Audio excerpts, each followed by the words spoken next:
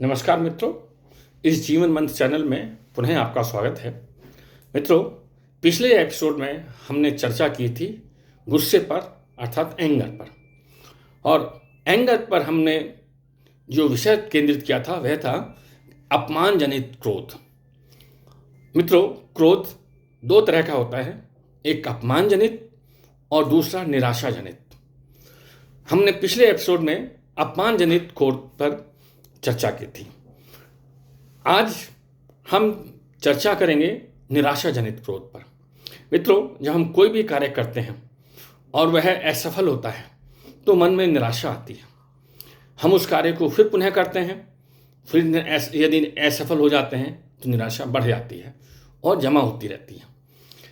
इसी प्रकार बार बार किसी कार्य को करने के प्रयत्न में वह असफल होता है या लगातार हमको असफलताओं का सामना करना पड़ रहा है तो हमारे मन में एक निराशा आती है, और वह निराशा गुस्से का रूप लेती है। उस गुस्से में हम हिंसक हो जाते हैं, अपने सामने वाली वस्तुओं को तोड़ते हैं, तोड़फोड़ करते हैं, दीवारों में हाथ मारने लगते हैं या कोई भी ऐसी गतिविधि करते हैं जो कि विध्वंसकारी होती है। उसका परिणाम क्या होता है?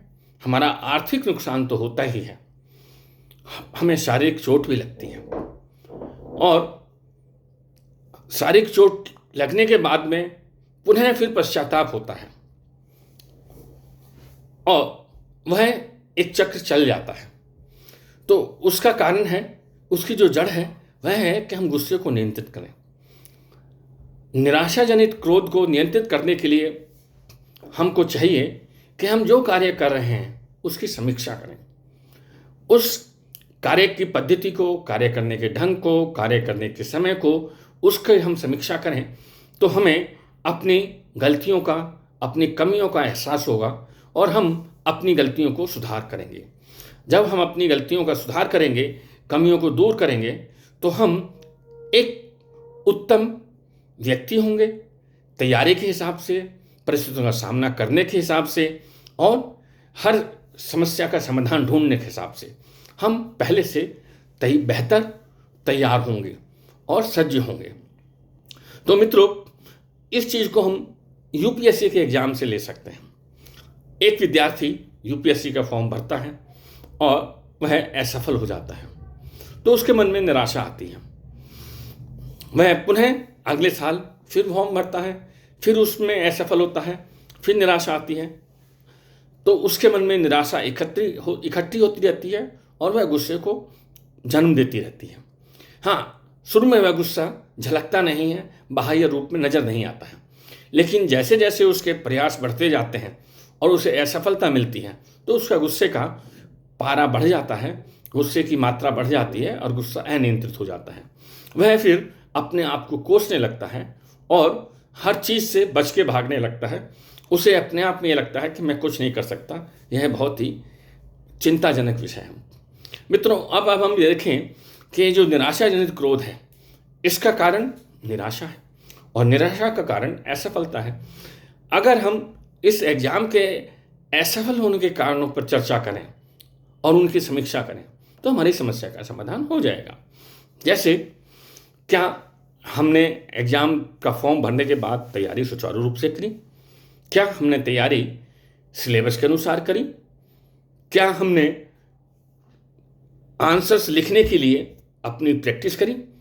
क्योंकि एग्ज़ाम में समय सीमा होती है और हम अपने गति को अगर बढ़ाते नहीं हैं, समय के अनुसार एडजस्ट नहीं करते हैं तो हमारे प्रश्न छूट जाएंगे और हम असफल हो जाएंगे।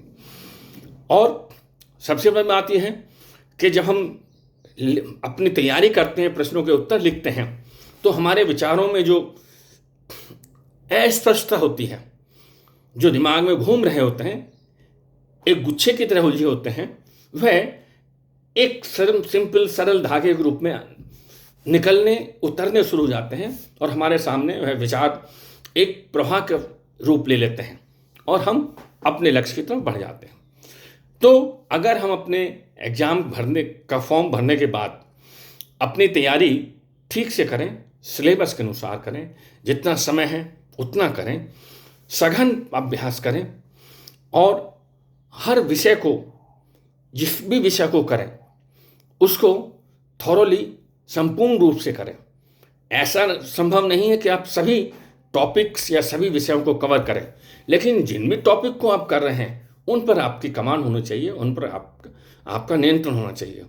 आप उनको किसी भी रूप में प्रस्तुत कर सकते हैं, किसी रूप से विश्लेषण करके जवाब दे सकते हैं।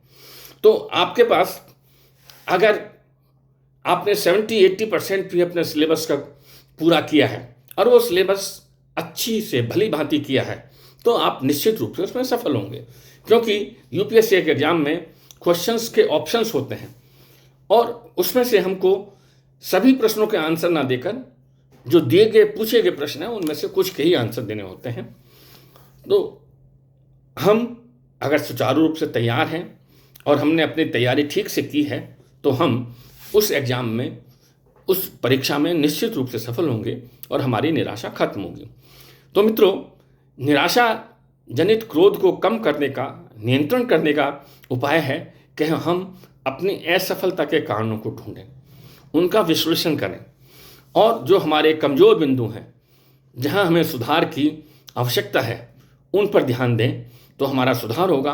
हम पहले से बेहतर तैयार होंगे, पहले से बेहतर सज्ज होंगे और हर परीक्षा का सामना कर सकते हैं।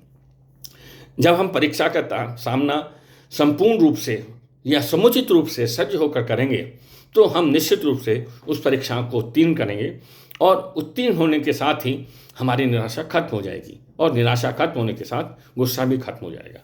तो यह है निराशा जनित क्रोध को नियंत्रण करने का उपाय। मित्रों, आपको कैसा लगा, इस पर आप अपने विचार अवश्य रखें। मेरे इस चैनल को लाइक करें, सब्सक्राइब करें, शेयर करें, चर्चा करें और अधिकतम रूप में प्रसारित करें, जिससे सभी व्यक्ति इसका लाभ ले सकें। क्योंकि निराशा हर व्यक्ति के जीवन में आती है। वो व्यक्ति, बच्चा हो, बड़ा हो, बुजुर्ग हो, स्त्री हो, पुरुष हो, महिला हो, कन्या हो, सबके मन में जीवन में निराशाएं आती हैं। परंतु निराशाओं को अगर वो सही रूप से हल कर लेते हैं, उनका उपचार कर लेते हैं, तो स्थिति सुधर जाती है, जीवन आनंद में बन जाता है।